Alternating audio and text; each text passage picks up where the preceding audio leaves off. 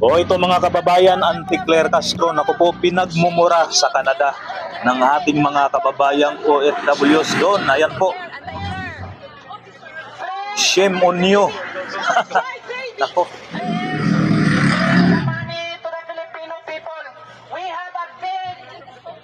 Akala mo kasi Anti-Claire, ha? Akala mo, kakampi nyo na ang mga OFWs. Hindi nyo alam, yung mga kakampi ninyo sa ibang bansa ay, nako, kapiranggot lamang. Napasubo ka tuloy dyan. Ayan, lumapit sa pulis mga boss. Oh. Nagpasaklolo.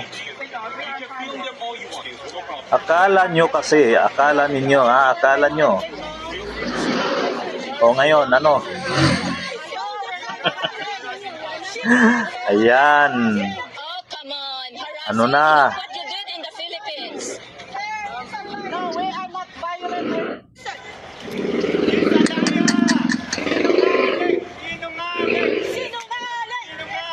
Dapat kasi Anti-Claire Castro, hindi ka na sumama dyan.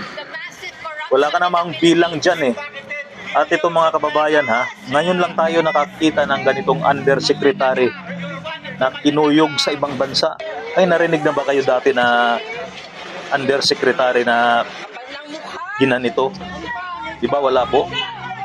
Nangyari lang ito kay Claire Castro, ang tagapagsinungaling ng palasyo. Ayan.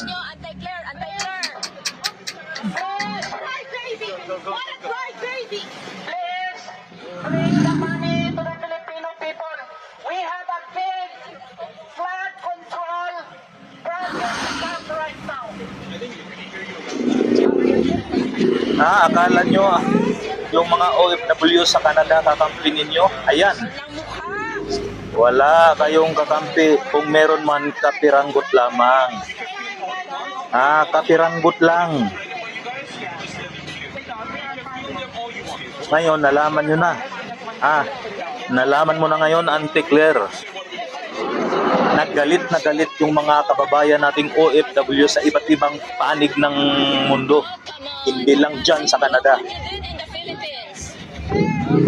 O, di ba?